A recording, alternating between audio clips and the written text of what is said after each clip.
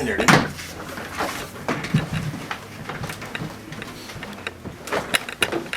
Oh no. I'm just trying to get All the right. screen in his voice. Our whole job is fire control, extinguishing. But to understand how to put fires out, we need to understand how fires burn. All right, and that's kind of what this class is all about. Fires burn pretty much the same way every time, but depending on conditions, they'll burn a little bit differently. All right, so we'll talk a little bit about heat energy, composition and characteristics of fuels, environmental conditions necessary to sustain combustion. You ever heard about the fire tetrahedron? Mm-hmm.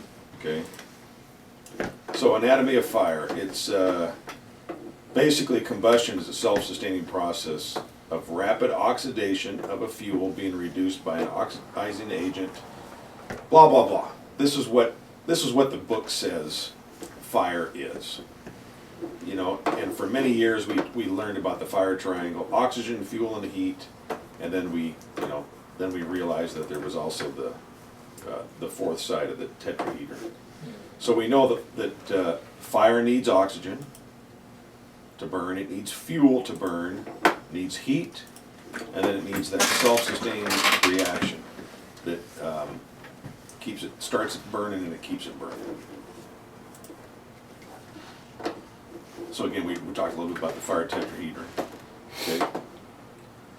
Now, to put a fire out, you need to remove any one of those four components. Then the fire goes out. Okay. Time temperature curve. This is important for us to understand that there's basically three phases of fire. Down here in the corner is where the fire starts, and that's called the growth period, or the incipient phase, as it's sometimes known as well. So the fire starts, and the heat starts to rise in the room. And when it reaches a certain point, it's going to flash over. Okay. Now, flashover happens at different times. It just kind of depends on fuel load and conditions, but you can tell the indicators pre-flashover when it's going to happen. So the growth period, it's important to know that this is the most dangerous time for us as firefighters. When we get to a fire, we need to realize very quickly what phase of fire are we in. If we determine that as we arrive that we're in the growth period, we need to know that we need to be very careful with how we fight the fire. Mm-hmm. Okay. The second phase is the fully developed phase, and this is usually when we pull up to the house and there's fire coming out every window. Mm-hmm. All right, and this is we'll talk about a little bit more, but this is basically when you see this, it's flames ripping out every window, and there's very little smoke because the fire's burning hot and clean. Okay. And then after a while, if the windows don't break out, you'll get into what's called the decay phase, and that's where the fire basically runs out of oxygen, so it dampers down just like a wood stove would, mm-hmm. And it's still burning, but it burns very slow, and there's a very high heat. So we'll talk about these all a little bit more. So like we said, the phases of fire, we have to understand them. If we understand them, then we can know how to put the fire out and do it safely. Okay. We have to use different tactics on certain fires and different tools on certain fires. Each phase is characterized by differences. The smoke conditions are going to be different in each phase. Thermal layering is going to be different in each phase. And what thermal layering it means is that it's hot at the top, cool at the bottom. Mm-hmm. Okay. And we also want to know if it's an open or if it's a closed box. And whenever we look at a house or a room that's on fire, we need to look at it as it's a box. Okay? And that fire is burning within that box, and if it's an open box, that means there's an opening that's allowing smoke and heat and fire to escape.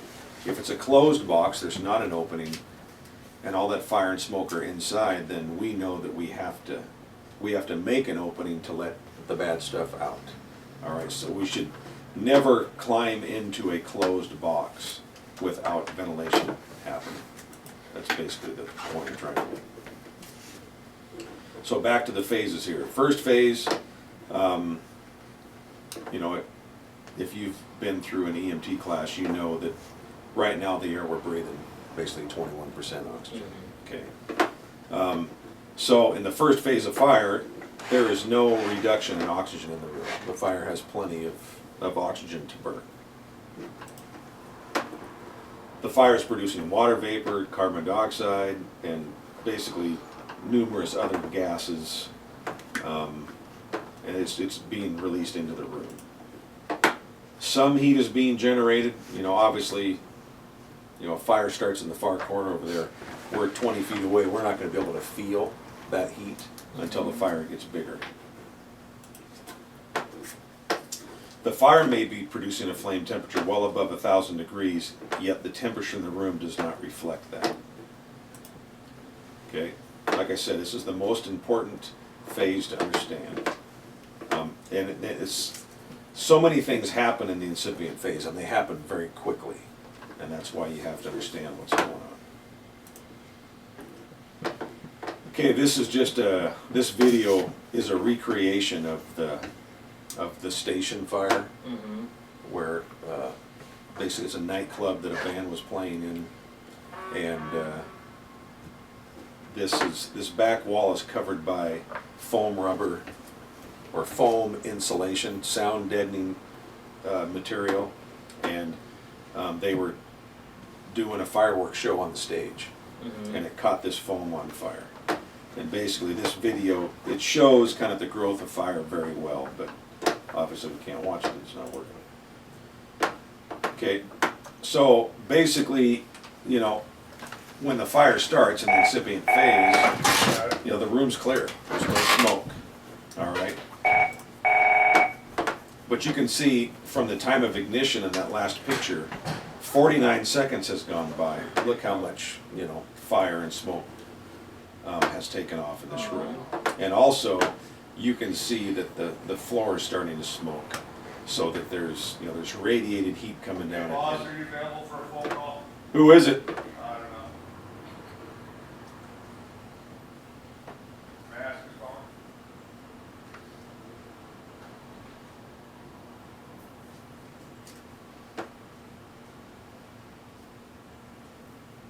Okay, I'll tell you what, can you call back in like after an hour and a half or so? Just in class right now and that would be awesome.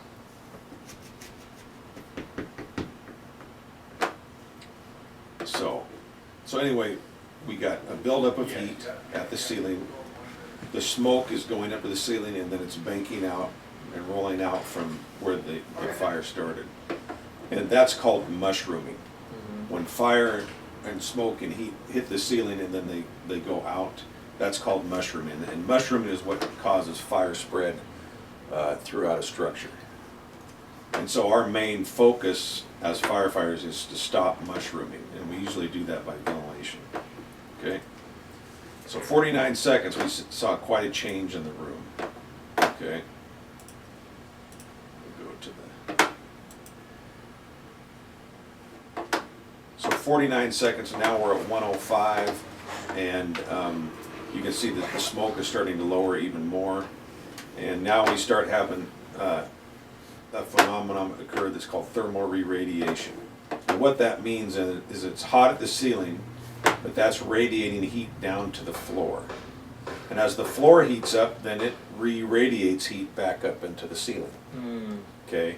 And then it hits the walls heat up, it radiates heat to the floor, it goes back up to the ceiling, and this is happening all over the room. And it causes a rapid rise in heat throughout the room, which is a good indicator of impending flashover. Okay. So you can see a lot of things have happened here in a minute and 5 seconds. Okay, now we're at 113, and now the smoke is really starting to lower. And if we watch this video, you can see a little flame starts to take off down here in the corner, and that kind of is what causes this thing to flash over.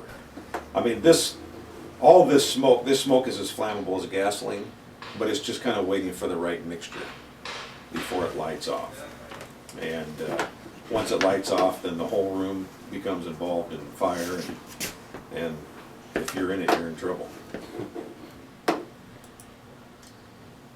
This is just another video of the same thing. Free burning phase. It's the second phase of fire. Oxygen is still plentiful in the room, 16 to 21%. So the fire's still going to burn really good. And heated gas is spread out laterally from the top downward, forcing cool air to seek lower levels. And eventually all the materials in the room ignite, and that's basically what flashover is. At this point, the temperature in the upper regions of the room can be over 1,300 degrees. And earlier we said the fire is giving off all these different gases. All these different gases become flammable at a certain point. So as these temperatures rise, you're getting all these gases to reach their ignition temperature. And as the fire progresses through this stage, it's going to use up all that oxygen. So if the box stays closed, all that oxygen will go away and the fire will damper down and go into the third phase.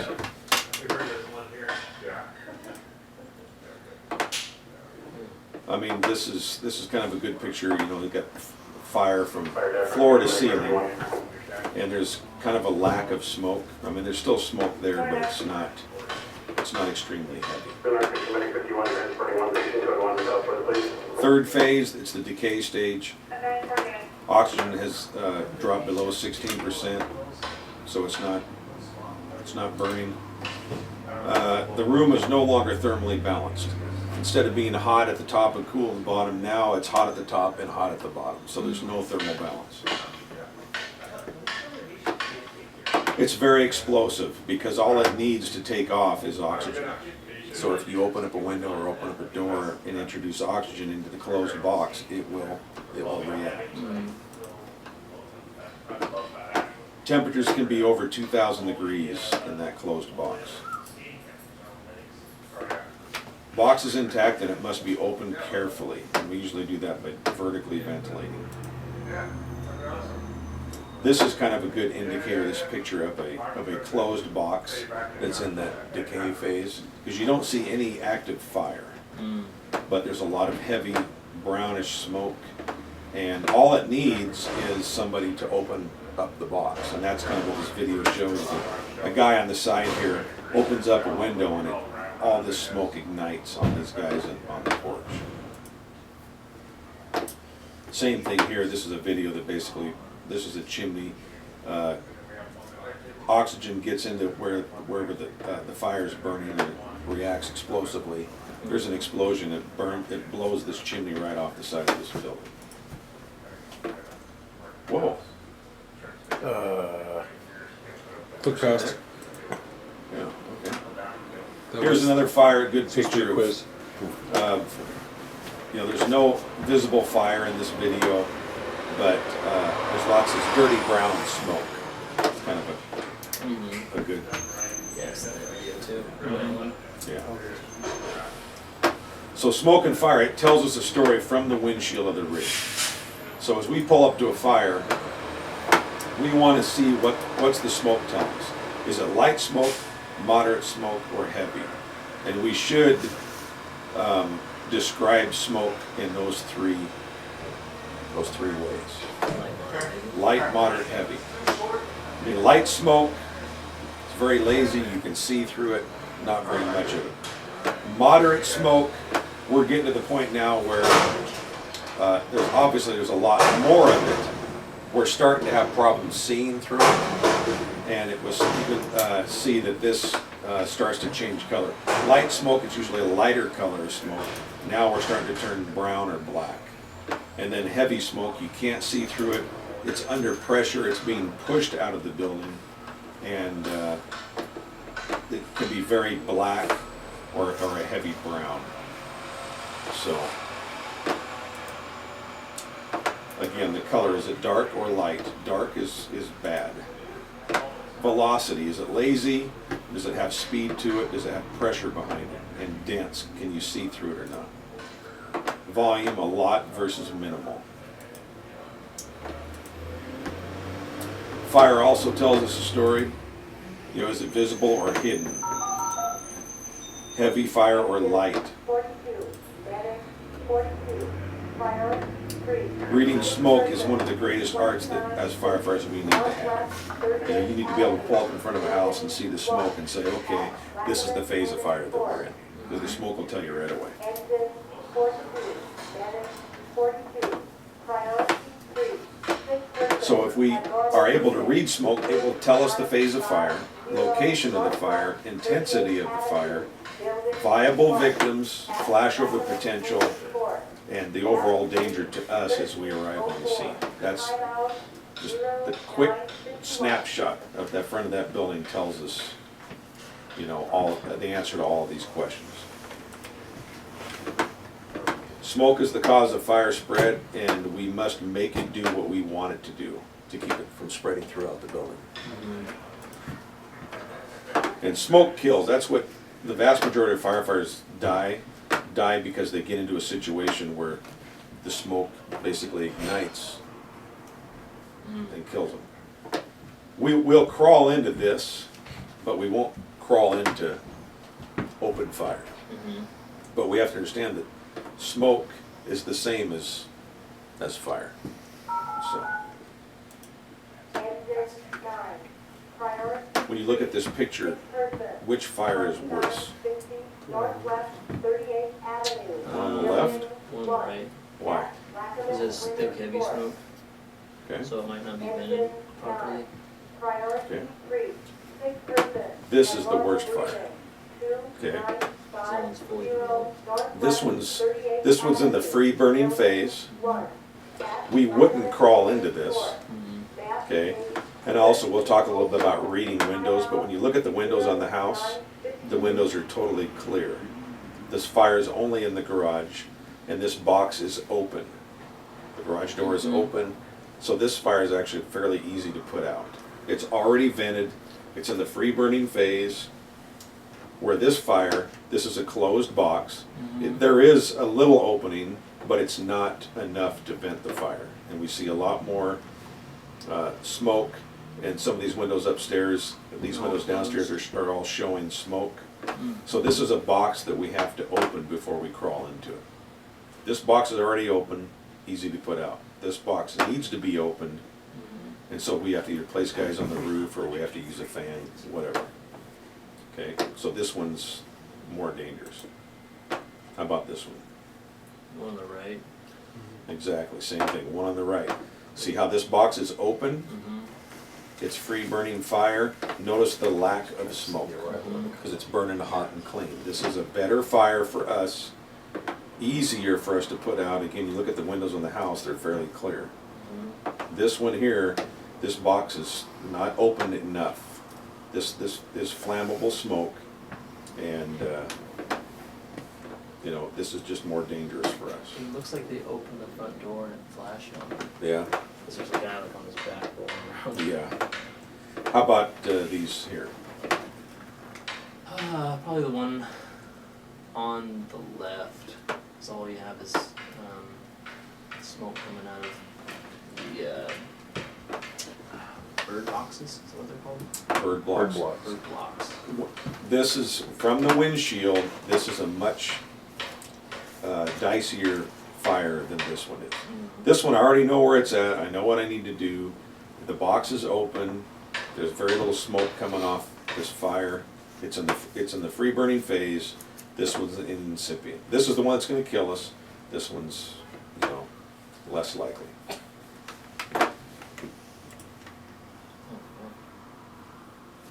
Left. Exactly. This one we know where the fire is. It's already vented. This one's not.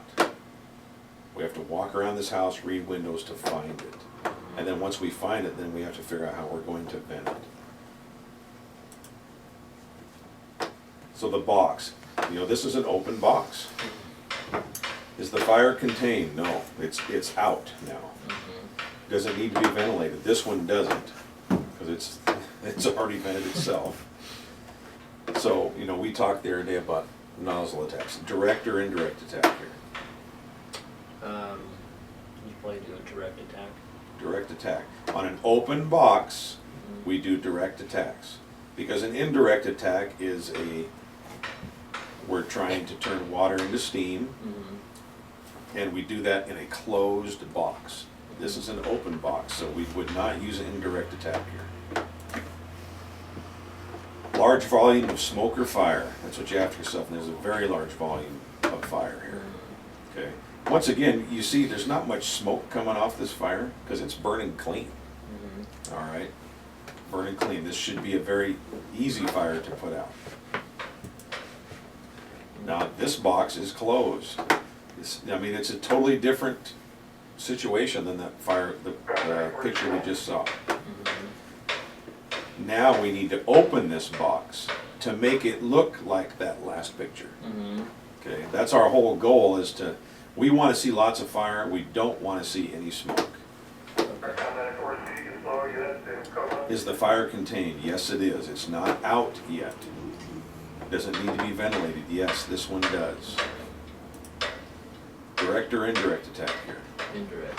It's closed box, so we're going to use indirect attack here. Remember, we want to take away one of those 4 legs of the fire tetrahedron, and that's what an indirect attack is you're introducing water into a hot environment, creates steam, smother it out, takes all the oxygen away. We've got a large volume of smoke here, not of fire. So when we look at these boxes, heavy fire involvement, very little smoke. This box is open. Here we have a closed box. We do have some fire showing, but with all this smoke, this is a closed box. Okay.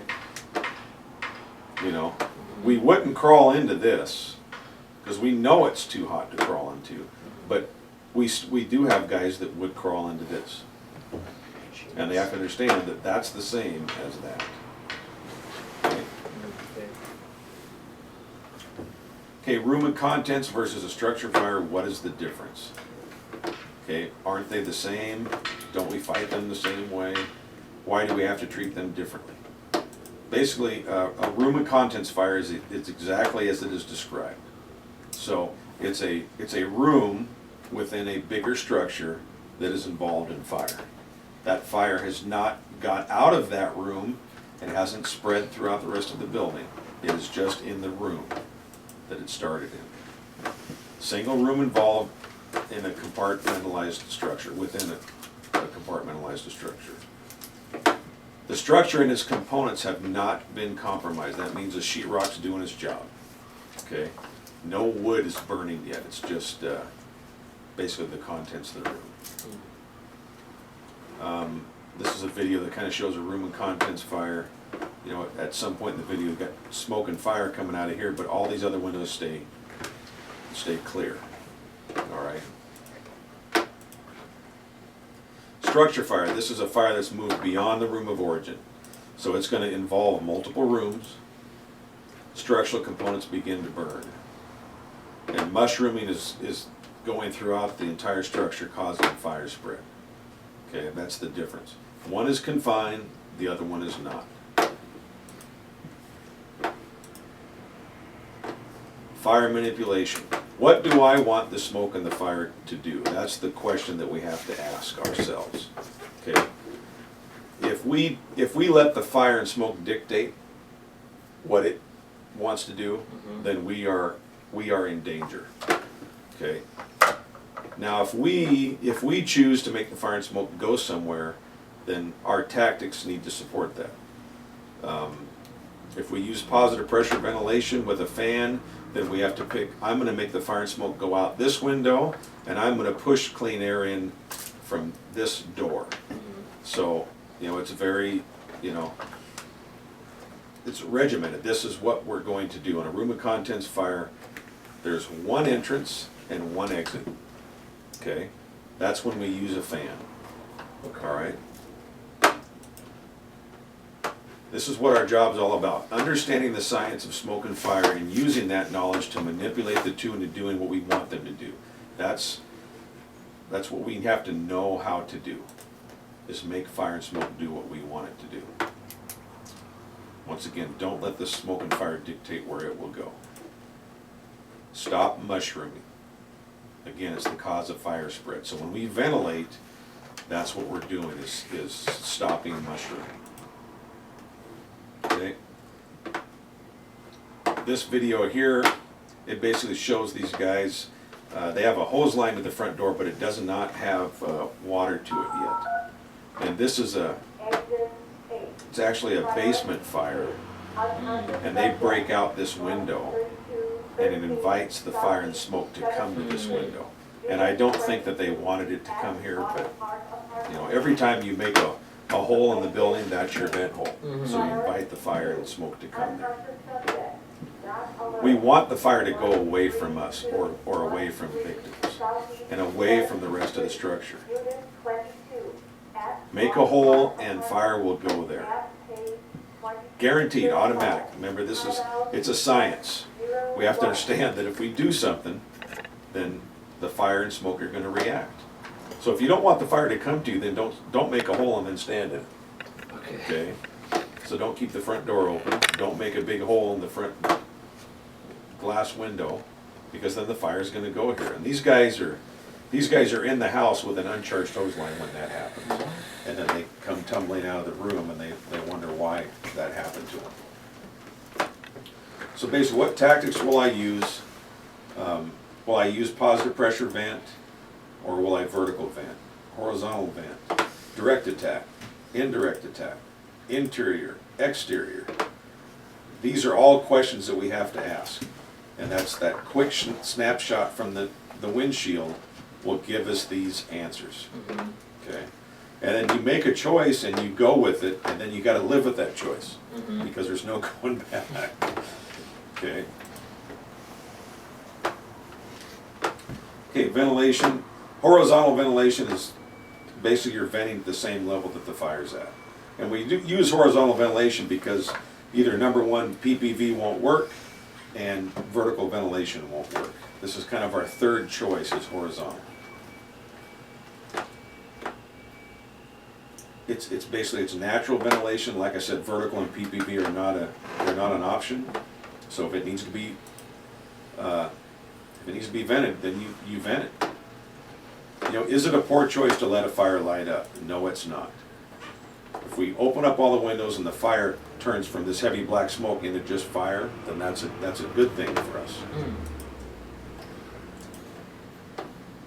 Positive pressure ventilation is only used for room and contents fires. It is not used for structure fires. So if we pull up to a building and we see multiple windows open already, then leave the fan on the rig. It's not a PPV fire. It's a vertical ventilation fire, or it is a horizontal ventilation fire. Okay? This is a mistake that a lot of people make. Still make it. But remember that PPV is one entrance, one exit. So if there's multiple windows open and you shoot a fan into an entrance, do you know which exit it's going to choose to go out? No. So again, if you do that, you're letting the fire and smoke dictate where it wants to go. Okay? Firefighters are able to control the entrance and exit with positive pressure ventilation. Basically, you're creating pressure inside the building and forcing the fire and smoke out to a negative pressure atmosphere.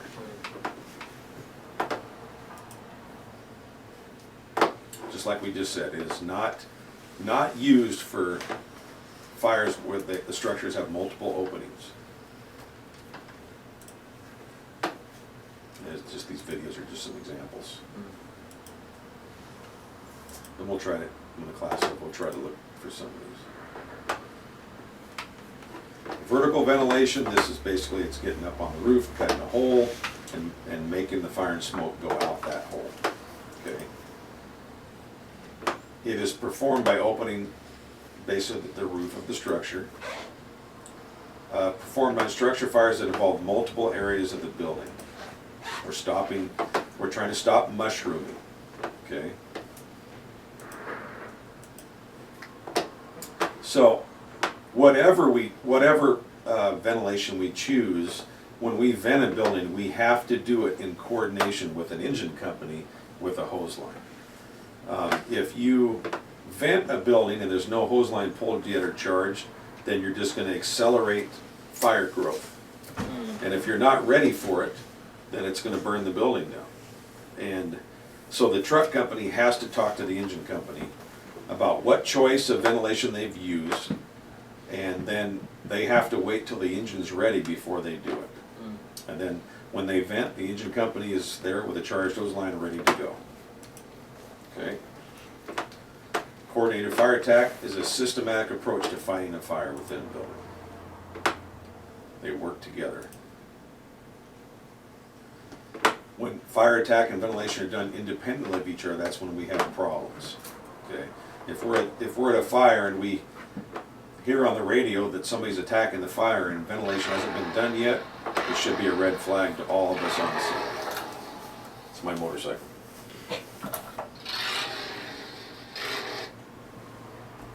Okay.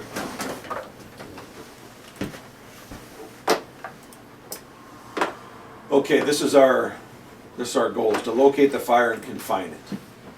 It's not always easy. You got to do a walk around every time. And you find the fire by reading windows. Okay? Basically you walk around the building and you find the blackest window, that's where the fire is. Once you locate it, then you can figure out, okay, this is room and contents or it's a structure fire. And then our actions reflect what we found on the 360. Confine it.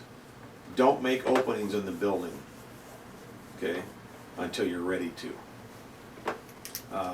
If we have a room and contents fire, can we close a bedroom door to keep it small? You know, and that's something that we want to try to do. Okay. While waiting for water, do you need to have the front door open? You know, no. We want to keep it closed. We don't want just more oxygen pouring into the building. And don't break windows with no purpose. This causes problems.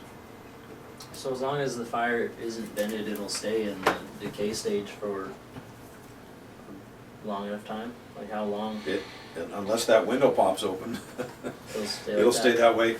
I mean, I've been on fires before where the fire went through the incipient phase, went to the growth phase, went into decay phase, and then this happened on a Monday.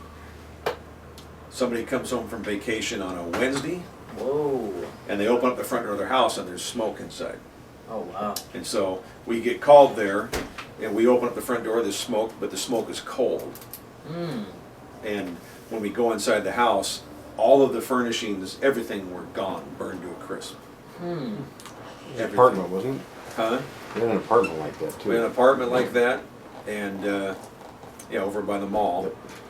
And then I've been on a couple house fires, the same thing happened, where the windows never open. So it's like I said, you put a log in a wood stove and you damper it down, you let it burn, and you come back 3 days later, and the wood stove's cold, but when you look inside, everything is nothing but very fine ash.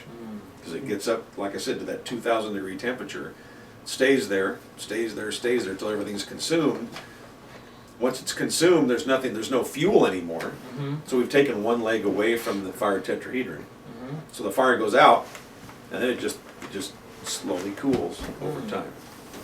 Okay. So initial operations, are we going to be in offensive or defensive mode? You got to make a decision. Try to get the answers. Try to get all the answers, and then make a decision. Tap out information tells us stuff. I mean, if they say they have multiple callers, it's probably a good indication that it's a good sized fire because a lot of people are seeing it. Okay. When you pull out of the station, do you see a large column of smoke to the west? That's a pretty good indication that you got a good fire too. You know, make a decision on what phase of fire you're in. Read the smoke, what does it tell you? Do your walk around, read the windows, what are they telling you? Is the box open or closed, to make a decision on that?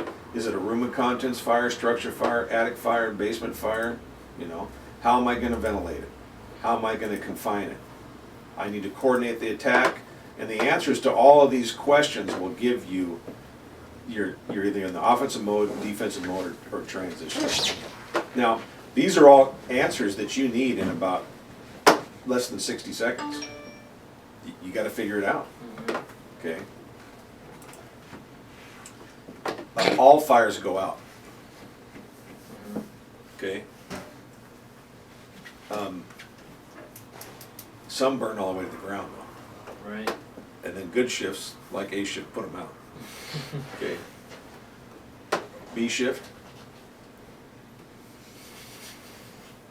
Hey, pal, Hey, whatever. You're not on B shift yet. they'll go out when I get there. All fires go out, some just burn longer than others. What matters is, did we put them out safely and successfully? That's our whole key. You know, we're supposed to be professionals, then if we are that, then we should be fighting fires professionally. And every time you go to a fire, you have to learn from it. You know, you can't learn everything about this job from a book. You actually have to go to fires and experience what happens with them. You know, why do you think they're having me teach this class? Because I've been here for a long time and I've experienced a lot of things. I'm not here teaching this class because I put all the fires out the right way every time. Right. Bennett's been on a few that we didn't have, that they didn't go too well. You know, I've burned houses down, making wrong decisions, you know. But every time I did that, I learned from it, you know. And after a while, you figure this stuff out and learn from it. So basically, I mean, when we look at this one, from the windshield, what phase of fire are we in? Just getting into probably decay or growth, end of growth. About to flash. Tell me, is it open or closed box? Closed. Closed. Does it need to be vented? Yes. Yes. What's the amount of smoke tells me that, number one, it's not decay phase, because if it was in decay, you would have the smoke but no visible fire. Okay. So we take decay out of there. If it was the free burning phase, there would be no smoke but lots of heavy fire. Right. So it's not free burning. So this tells me we're in the incipient phase with a closed box. This is the phase of fire that kills us. So this must be vented before we can attack it. Now, once you say, okay, incipient phase, closed box, I have to coordinate my attack, I have to vent it. Now, okay, now I'm on the ventilation part. Is this a structure fire or room and contents? Structure. Structure fire. So are we going to use a fan on this? No. No. So my only two choices are vertical or horizontal. Now you need to make a decision. Am I going to put somebody on the roof of this? No. Open up all the windows, horizontally vent it, let it light up, put it out. That's how you come to your decision. Phase of fire, open or closed box. How am I going to vent it? You know, is this a direct or indirect attack? Direct. It's going to be a direct attack once I open up all the windows. You know, so straight streams, maybe a 2.5, smooth bore. You know, so this is kind of, you can see how once you see this, you start making decisions. You know, and you cross things off. I'm not going to use that on this. I am going to use, you know, this tactic on this fire. You know, this looks like an attic fire. You know, could be in the incipient phase. It's not free burning because we don't see any fire. I don't think it's decay phase either. So this is incipient fire in the attic. Again, start going down the list. How am I going to vent it? We don't really want a positive pressure attic fires. So my next choice is vertical ventilation.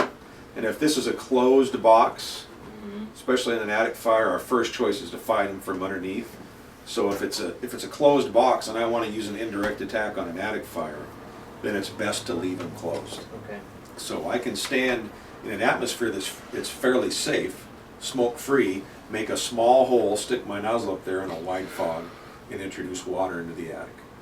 And then the steam displaces the oxygen and puts it out. Okay. Here's that one video we talked about room and contents. Smoke and fire coming out of one room. All these windows are clear. What's the ventilation I'm going to use? Positive pressure. Positive pressure. I control the entrance and the exit. Okay. Right now the sheetrock's doing its job. Positive pressure, 1 3/4 hand line, puts this fire out pretty easy. This is a totally different problem. This is a structure fire. Leave the fan on the rig. You know, I got to make a decision. Am I going to put anybody on the roof? If I'm not, then I just need to start making openings. Let the fire light up, and then it's easy to put out. Closed box. Needs to be vented. It's not a structure fire. I mean, it's not a room of contents, and it's a structure fire. Vertical or horizontal. Make a decision. Closed box. Not room and contents. Vertical or horizontal. Okay, that's the decision I need to make. Boom. How'd I do? Good. All right. As usual. All right. A couple of pronunciation errors. Was there? It's all right. I'll try to do better.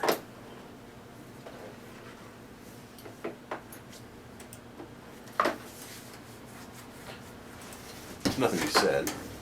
Nothing I said. You put a comma in something, I think a semicolon would have worked better. Whatever.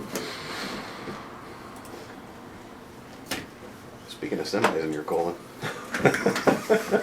This thing on.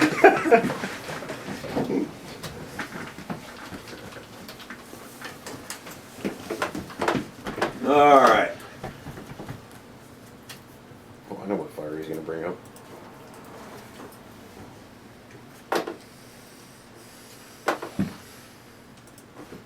Let's look at this one.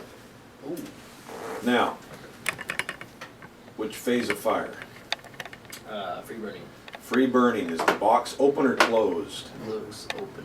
It's open. It's a garage fire. Garage door's open. You know, the fire's burning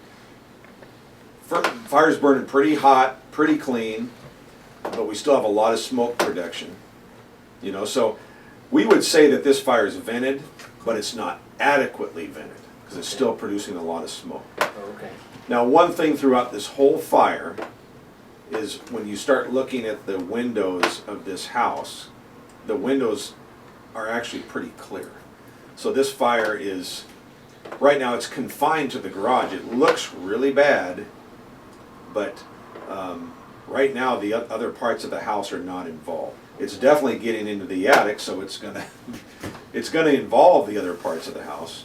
Okay. But you know, this is on that walk around. We want to see, are those other windows showing smoke or fire? You can see that those windows are clear. Oh, I see. So that tells me that the fire is in the garage and it's not anywhere else yet. But then I would also take a look at, you know, what the attic is showing me, and see how clear that window was. So fire's in the garage, getting into the attic.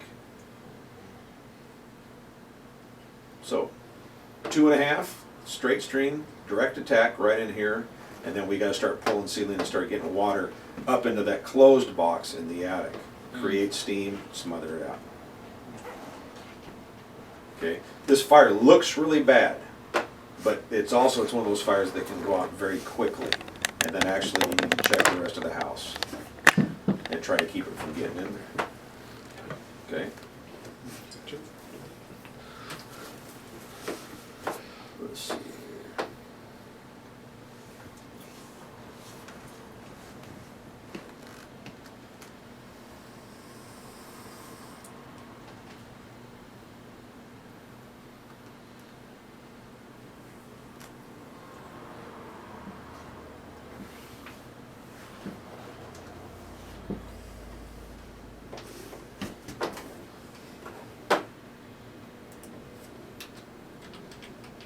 scary house fires.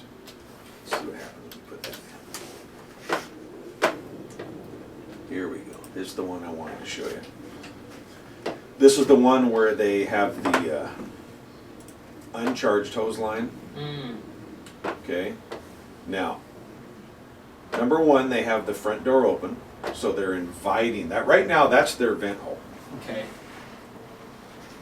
So they shouldn't be surprised if the fire comes here. Right. Okay? It's actually a basement fire. But they're inside the house, their hose line is not charged, and they start knocking out this window, and then watch what happens. They are making vent holes, and they should not be surprised because the science of fire says that this is what's going to happen. Make a hole and the fire will come there. We know that. Right. Okay? They're not coordinating their fire attack. They're ventilating on their own without even a charged hose line. Okay? There's two of them in here.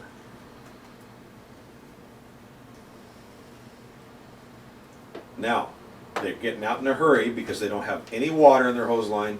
This is a predictable outcome. They did not confine the fire. Yeah, give me water, he's saying. Give me water. No shit. Okay? Keep the front door closed, keep the window closed, and that retards that fire growth. And do that until you're ready. Have a charged hose line in place, have a plan on your ventilation, and then make it work. Do your walk around. Okay? So, they still don't have any water. I don't think they wanted this to happen. But I don't know that they understood that they made it happen. Okay?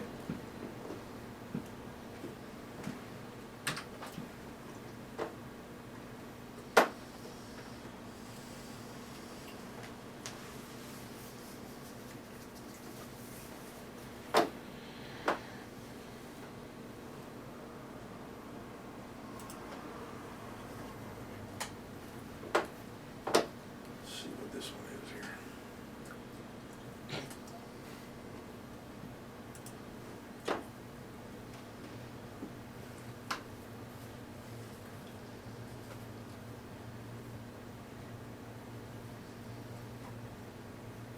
Oh, here's the movie. Jeez.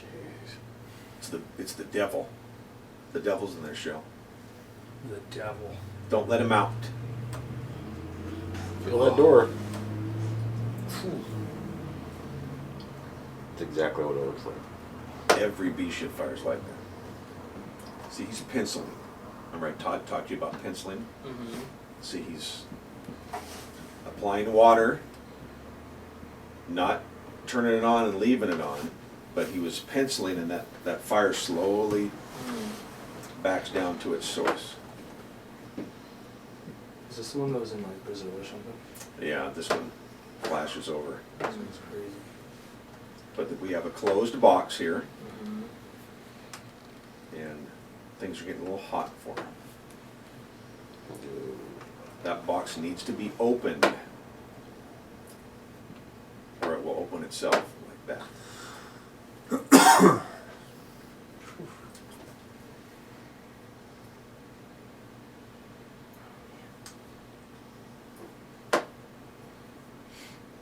And we got, good video showing rollover. This is impending flashover. Is when the smoke starts to ignite and roll across the ceiling. Then you know that. See all the smoke here, thermal re-radiation is going on. Mm-hmm. So we got rollover happening. It's going to flash over any second.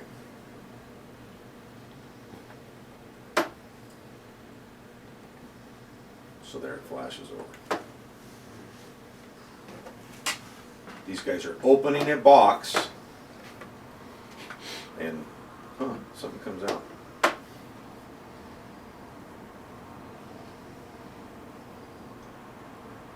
This would be the third phase of fire. Basically, it's venting itself. There's a lot of pressure inside the building.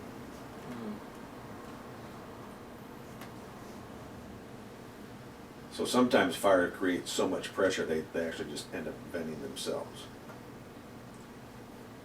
Notice how all the smoke went away? Mm-hmm. That's free burning phase. So when we see a fire burning that hot, we know, well, we're in the free burning phase because all the smoke basically is gone. Here's positive pressure gone bad. This is one of the ones that's in there. There's guys inside the building, there's multiple openings, and this guy has just turned a fan in the front door. You can see it right there. And now, remember, one entrance, one exit. There's multiple openings. So the fire picked where it wanted to go. So there's like 7 or 8 guys in there. They all come rolling out and they're all smoking, and they hate this guy's guts right here because he did it to them. Okay, they're still coming out. There'll still be more coming out. Oh my gosh. Jeez. See, this one just came flying out. Notice how everybody's turnouts are smoking. So, only room and contents. Don't let the fire and smoke pick where it wants to go. Don't be a doof.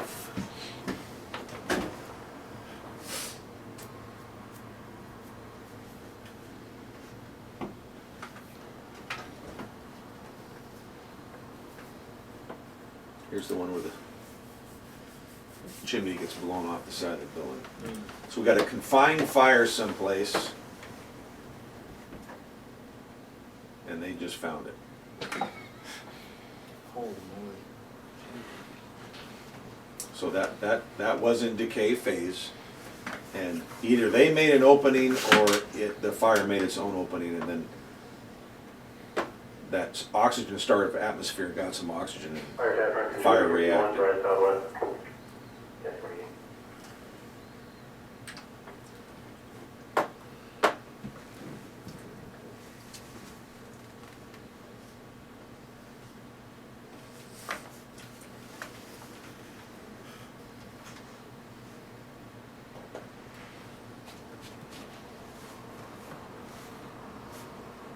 Here's the other one, where this is a structure fire that they use positive pressure on.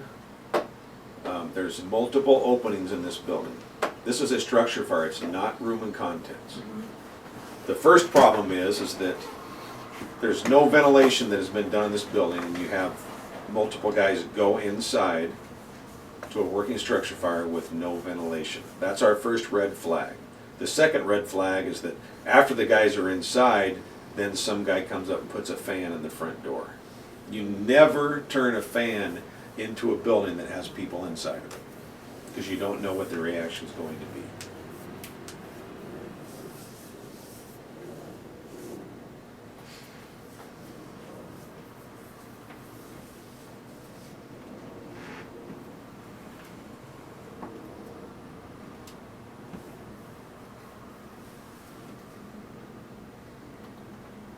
Okay, just open the front door.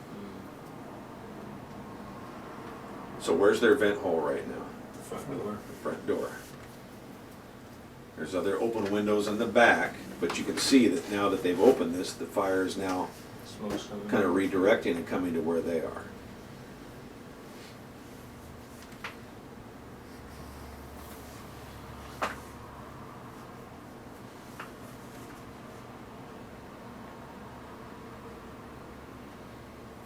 Cletus is over at the fire engine right now getting a fan.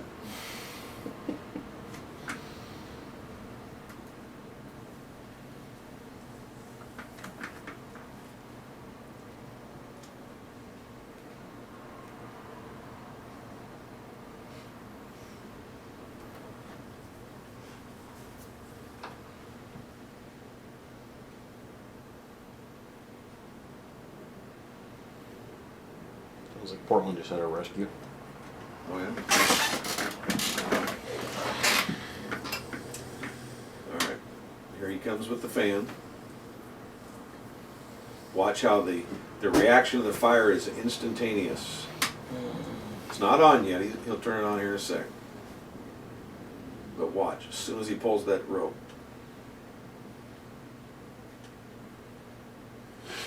Oh my gosh. Well done.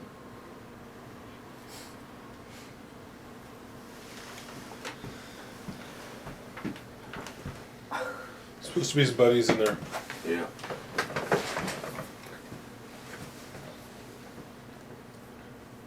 It's still in there? Yep. Oh my gosh. There's Yeah, one. they're big. There's two. There's three. Oh my gosh.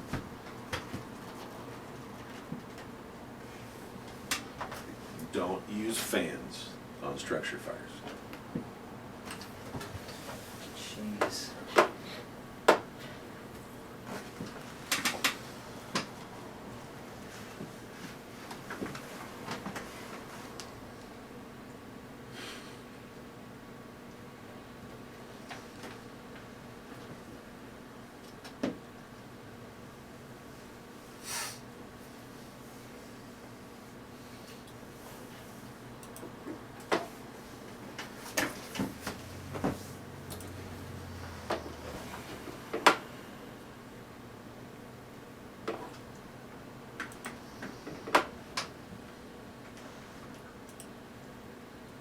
Mm. So these would be good just to kind of show the progression of fire. Obviously this one's accelerated because it's a dry Christmas tree fire. Mhm. But you can see how the fire and smoke hit the ceiling, the mushrooming starts. And it'll slowly, once it reaches a wall, it starts banking down. Mhm. So thermal re-radiation, you can see that down there, smoke coming off the floor. Mhm.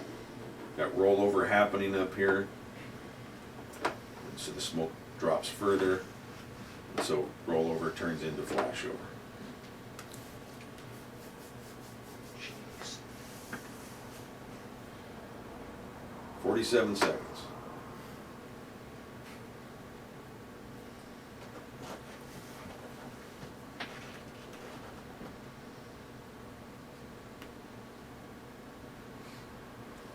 This one will develop slower just because it doesn't have a dry Christmas tree in the room.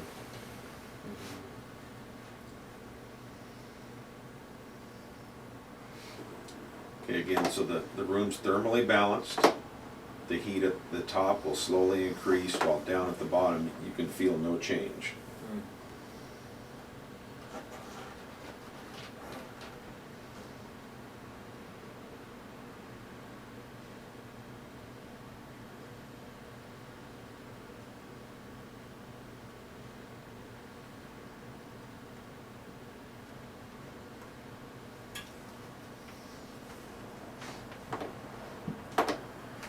Now, smoke and heat goes up, hits the ceiling, and spreads out. What if there was a big hole in the ceiling right here?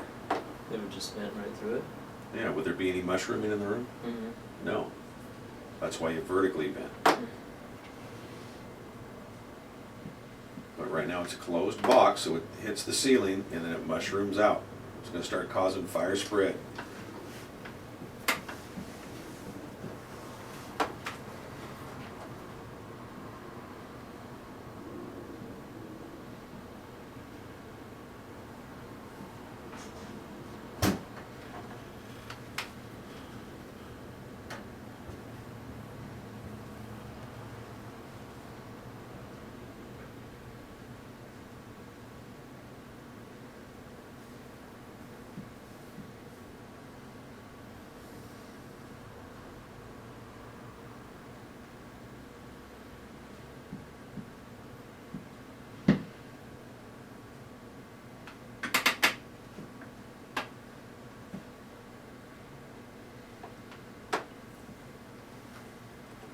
So it's still in the incipient phase, that time temperature curve, the heat still rising. We're getting close to rollover and flashover before it transitions into the next phase.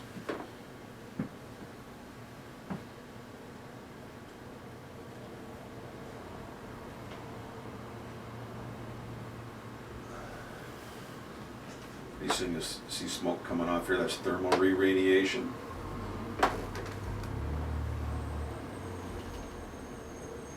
You'll start to see see flashes of fire and up here, that's rollover.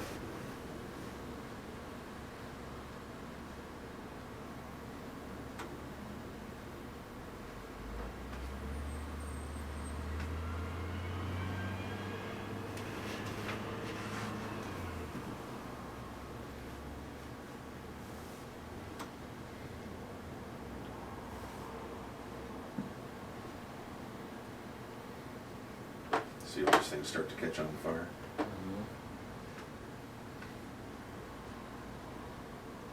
So there's rollover, Yep. which sign an impending flashover right there.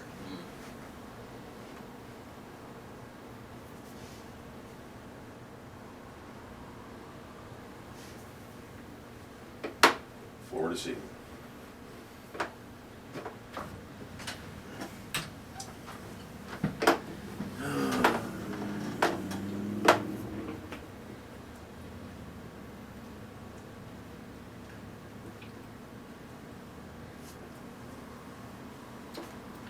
This dude right here is lucky. You've seen this one, Tom? I don't think so.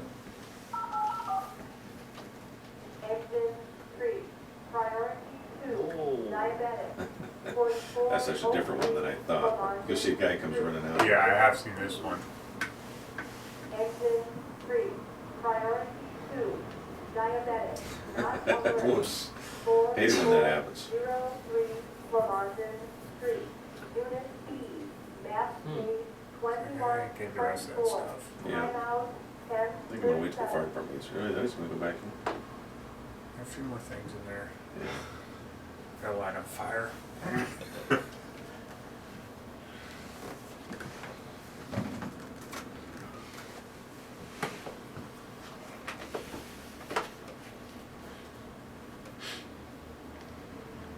What are you doing, man?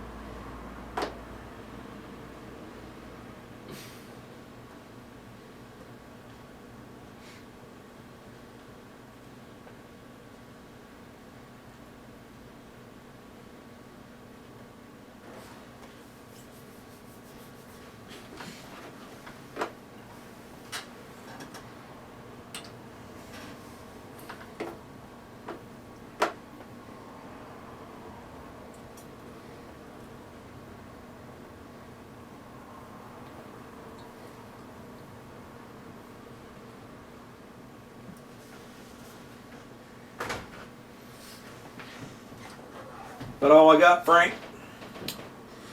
Unless you want to do that blue house where the guy broke all the windows out. The one that had the basement fire. Can't remember what that one was called. Freelance ventilation. Goofy house fire, 8 minutes to water. Yeah, that's right. Oh, it was on Statter, wasn't it? Was it the big mansion house? Yeah, huge house. yeah. In the snow. Yeah. The one where, Airport crash rescue had to come Yeah. put it out? Yeah. That's a bad